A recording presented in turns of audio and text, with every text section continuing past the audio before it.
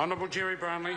Mr Speaker, I move that urgency be accorded the second reading of the Companies and Limited Partnerships Amendment Bill, the first reading of the Royal Succession Bill and its referral to a select committee, the introduction and first reading of the Copyright Parallel Importation of Films Amendment Bill and its referral to a select committee, the first reading of the Local Government Auckland Council Amendment Bill No. 2, the second reading of the Building Amendment Bill No. 4, the second reading of the Families Commission Amendment Bill, the second reading of the Financial Reporting Bill, the second reading of the Bail Amendment Bill, the second reading of the Family Court Proceedings Reform Bill, the second reading and committee stages of the Psychoactive Substances Bill, the committee stage of Legal Assistance Amendment Bill, the committee stage of the State Sector and Public Finance Reform Bill, the committee stage and third reading of the Plumbers, Gas Fitters and Drainlayers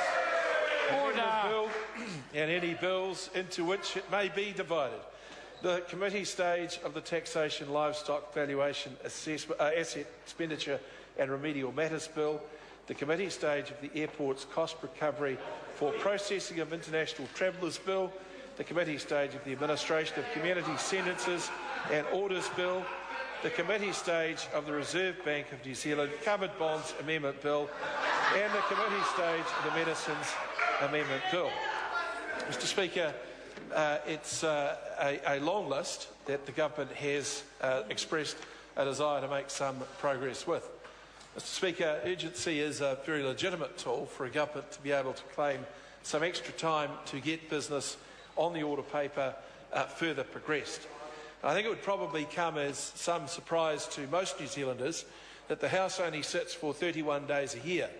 It sits for only 3 days of each of those 31 weeks, and that on each of those days accumulates to around about 13 hours of legislation in any given week. That adds up, sir, to 12 40-hour weeks a year to progress a government's program. That is a very, very limited amount of time. And given that members of Parliament are elected primarily to be legislators, it's not surprising that there should be strong support for more time taken in the legislative process. Mr Speaker, I asked the Business Committee to consider using the extended hours provision for some of these bills to make progress.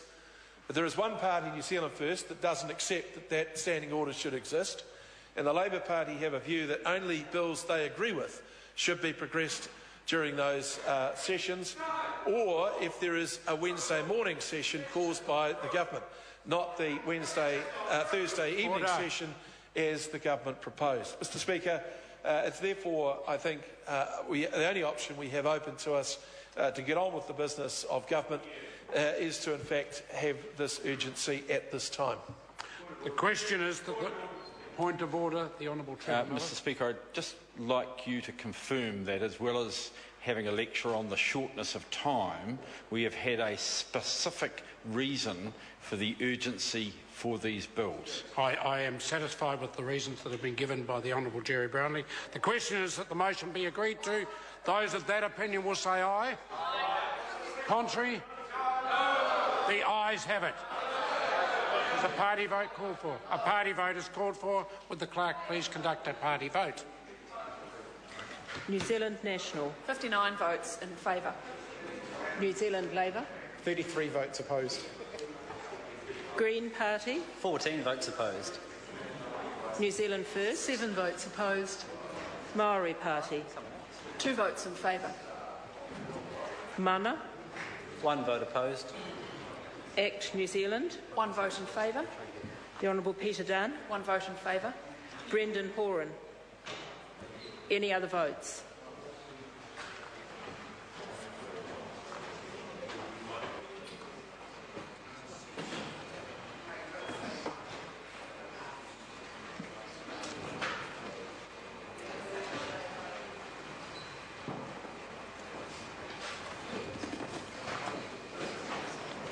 The ayes are 63, the noes are 55.